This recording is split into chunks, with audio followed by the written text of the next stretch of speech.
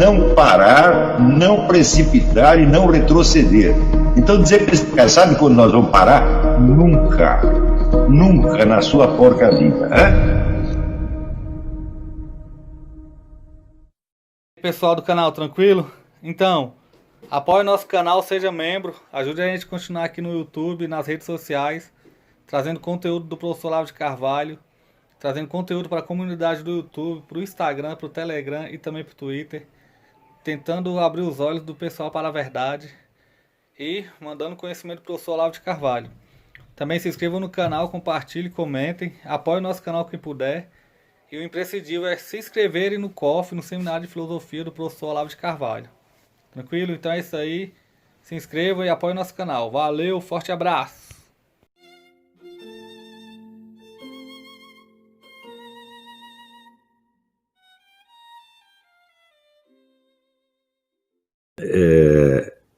Houve um imperador na antiguidade, não sei se no Nepal, outro lugar assim, que contava toda a história do universo como se fosse culminar nele, ou seja, ele era o produto final da evolução dos tempos.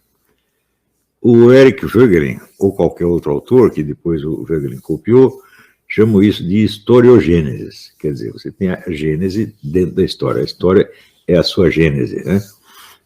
Esta ideia, por idiota que fosse, ela se impregnou na filosofia ocidental a partir do século XVIII, graças a, basicamente, dois autores, Jean-Baptiste Vico, mas muito mais o Hegel, Georg Hegel.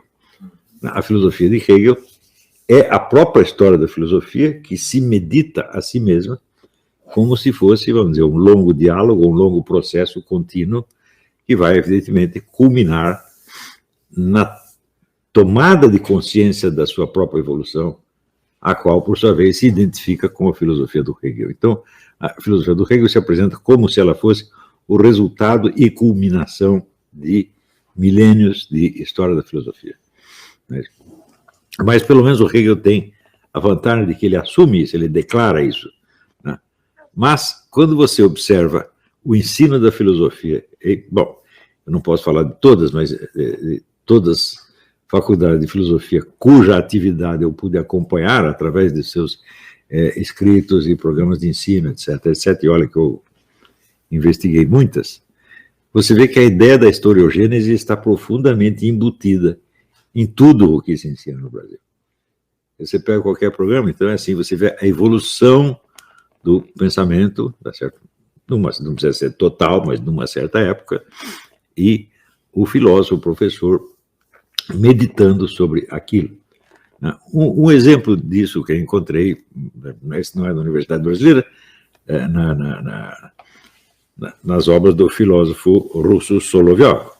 O livro dele, A Crise da Filosofia Ocidental, é uma historiogênese, quer dizer, ele vai contando a evolução da filosofia até que chega num certo ponto em que a filosofia se extingue e cede lugar a um outro tipo de conhecimento. Ele define a filosofia como um modo de conhecimento eminentemente individual, e isso é uma coisa importantíssima, ao qual vamos voltar daqui a pouco, em comparação com modos de conhecimento que são coletivos, como a religião, a ciência, etc. E ele diz que a filosofia, esse modo de conhecimento individual, vai terminar e ser substituído por algum tipo de conhecimento coletivo. Ele não diz que é a religião, mas nós vemos que o império das ideologias de massa no século XX confirma, de algum modo, né, a previsão dele. Só que, como bom adepto da historiogênese, o Solovyov acredita que isso é um desenvolvimento normal e interno do próprio pensamento filosófico. Quer dizer, o pensamento filosófico ele evolui de tal modo que chega a um ponto em que ele clama pela vinda das ideologias de massa e cede o seu lugar a elas. Então, isso é a típica abordagem historiogenética. Mas o marxismo também é uma historiogênese, né? E ele pega, então, a evolução filosófica tal como descrita por Hegel e a transforma na história da luta de classes. Mas a luta de classe, o que é? A sucessão das ideologias de classe, que são várias justificativas dos interesses de determinadas classes. tá certo? Então você tem, por exemplo, os senhores feudais, tem os impérios escravagistas da antiguidade, os senhores feudais, depois você tem a monarquia moderna, você tem a burguesia, e por fim você tem o proletariado. Então cada um desses vem com uma concepção ideológica do mundo, tá certo? E essas concepções, elas se escalonam historicamente numa evolução, numa progressão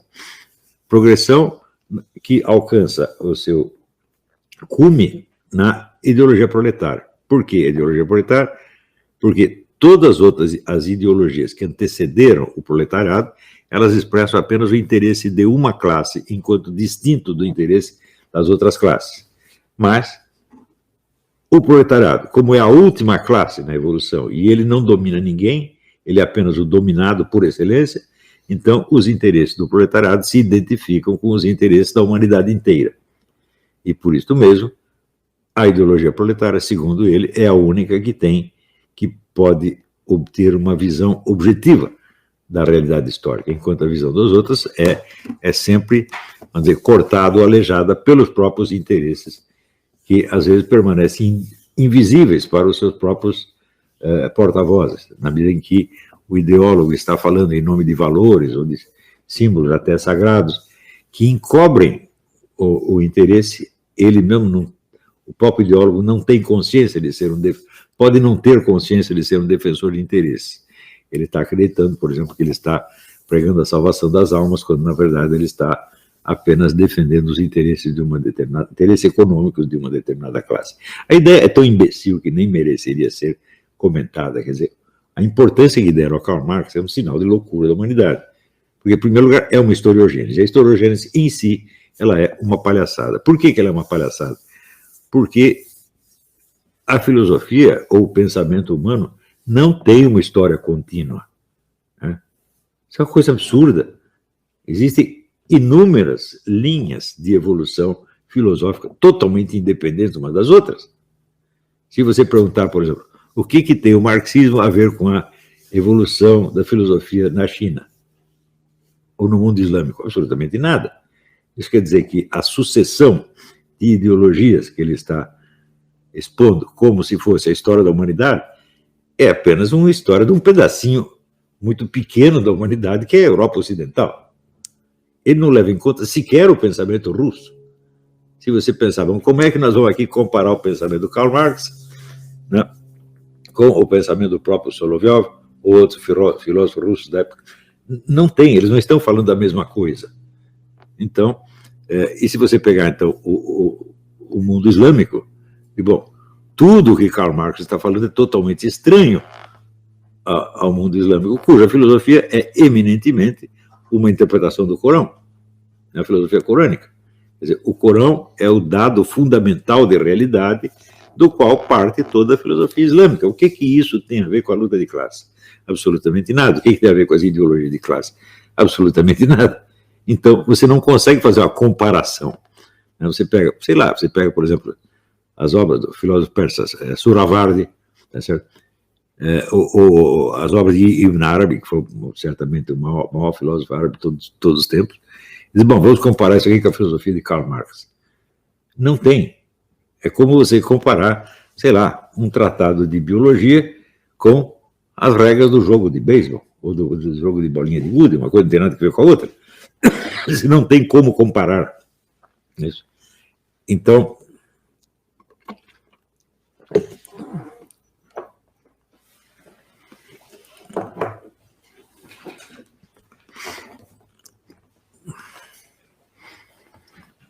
no entanto, se você frequenta qualquer faculdade de filosofia no Brasil, você vai ver que a ideia da evolução histórica da filosofia está presente em todas e é a máxima chave explicativa de tudo. Mas, inclusive, a evolução de filósofos que nem se conheceram. Porque filósofos que um não leu o outro, não sabe o que o outro falou, e, no entanto, está ali a evolução histórica. Eu digo, como evolução histórica, meu Deus do céu? Não tem evolução histórica nenhuma. Você pode dizer que há uma evolução histórica onde há um diálogo, né, de geração a geração. Por exemplo, você pegar a história do idealismo alemão, para Kant, Fichte, Hegel, Schelling. Aí tem uma evolução nítida, mas são quantos? São 4 filósofos. Isso quer dizer que Fichte leu Kant, Hegel leu Fichte e Schelling leu Hegel. Né? E cada um conhecia, vamos dizer, a série inteira. Então, aí sim você tem. Mas se você pegar, por exemplo, imagine a evolução histórica da filosofia brasileira. Né? Não tem nenhuma, porque os filósofos importantes se desconheciam totalmente. Por exemplo, eu pude conversar com o professor Miguel Reale sobre o Mário Ferreira dos Santos. Ele conhecia uma coisinha assim do Mário. O Mário tem uma obra imensa, só a chamada, o que ele chama, a obra que ele chama Enciclopédia das Ciências Filosóficas e Culturais, tem 56 volumes. E é uma obra, como é que se diz, unitária, não é apenas uma coleção de livros. Eles têm uma estrutura interna, tem uma ligação um com o outro. O professor Miguel Reale não conhecia nada disso, ele leu alguma coisinha que o Mário publicou no começo, e isso era tudo que ele sabia. O professor Stanislau Nadusan, padre Stanislau Nadusan, conhecia um pouco mais do Mário, porque ele fez uma entrevista com o Mário, quer dizer, ele fez uma antologia do pensamento brasileiro. Essa antologia é um dos documentos mais singulares do mundo, porque você tem ali uns 30 filósofos que todos se ignoram mutuamente. É um negócio impressionante. Então, você fala, história da filosofia no Brasil é uma coisa que não existe, não pode existir, porque não tem continuidade nenhuma. É apenas assim, você pode ter a sequência cronológica de acontecimentos que não tem nada a ver uns com os outros. Né? Então, o negócio aqui tem o meu nascimento, né? E o divórcio da vizinha. Né? É assim, tem o dia que eu comprei o cachorro e o dia que furou o pneu do vizinho. Né? É aquele negócio, sabe, a influência das barbas da barbatana de Camarão nas marés, é mais ou menos assim. Então, onde não há continuidade, não há história. Há apenas uma cronologia de fatos inconexos. Isso não é história de maneira alguma. Né? Então, na verdade, a história é uma série de, vamos dizer, evoluções inconexas. E aquilo que é inconexo hoje pode se tornar conexo amanhã. Ou seja, você tem um processo que se desenrola num país, tem outro que se desenrola no outro. Passados 3 séculos, alguém pode relacionar uma coisa com outra e tirar uma conclusão das duas. Então, aí começou a formar uma outra sequência histórica. Então, o Eric Voegelin diz que a historiogênese é um ato de violência contra a estrutura real da história humana. E ele tem toda a razão. Então, ela é o quê? É, sobretudo, um mito. Mas pode ser o mito fundador do quê? De uma ideologia, de um movimento político, de uma pseudo-religião ou coisa assim. Se você pegar, por exemplo, sei lá, a história do Rajneesh, do Reverendo Moon, eles são a culminação da história humana. O Reverendo Moon diz, olha, eu vim aqui porque Jesus Cristo fracassou e eu vim aqui consertar a obra dele. Né? Então, evidentemente, ele aí já é a culminação não apenas do processo do pensamento, mas do processo da revelação. Né? Então o sujeito pega assim, olha, teve Buda, Moisés, fulano, Jesus Cristo, né? Gandhi, Gandhi e o pastor Silas Malafaia e eu. Está aí a sequência da revelação. É isso. Você tem os grandes avatares e tem o último que está falando, é necessariamente a culminação, porque depois dele não tem nada. Então ele tem que ser a culminação do processo. Essa forma de pensamento é uma coisa cujo poder estupidificante é imensurável, porque nunca mais você vai ver as coisas como elas são. Se você receber um pouquinho de lição disto na sua faculdade, nunca mais você vai entender nada. Porque a base da história é a distinção entre o conexo e o inconexo. Isso é tudo. Né?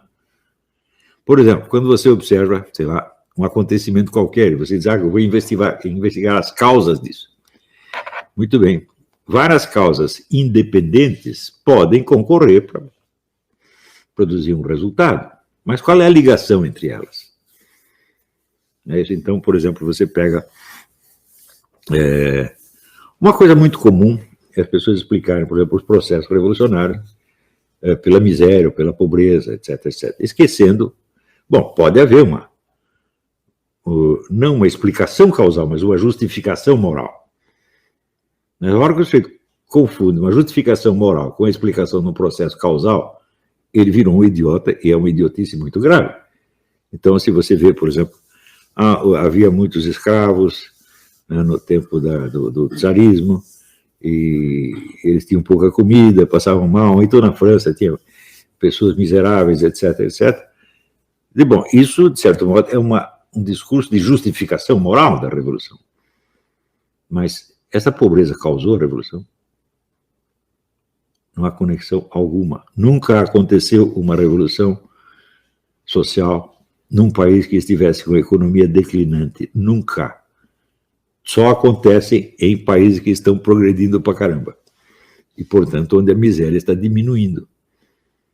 Então, é claro que a miséria pode ser uma alegação moral para justificar a revolução, mas não pode ser uma explicação causal. Quando o sujeito confunde uma coisa com outra, confunde uma justificação moral posterior com uma explicação causal, ele está praticando algo mais do que a historiogênese. Ele está aderindo, vamos dizer, à visão progressista da história. Progressista quer dizer que a história, no conjunto, está indo para o melhor. E aí, pessoal, estamos mandando aí caneca para todo o Brasil. Muito obrigado ao pessoal que ajuda o nosso canal aí adquirindo as canecas. Também é uma forma da gente interagir. Muito obrigado. Também valeu aí pelas dicas, pelos comentários aí positivos ao nosso canal. Muito obrigado mesmo. Isso aqui é uma forma da gente manter o canal no ar. Tranquilo? Tamo junto aí, galera. Forte abraço. Muito obrigado a todos. Quem quiser é só encomendar. Essa daqui já vai para São Paulo, Rio de Janeiro. Todo o Brasil a gente manda. Valeu, tamo junto. O que a direita não aprende comigo, a esquerda pelo menos tenta aprender.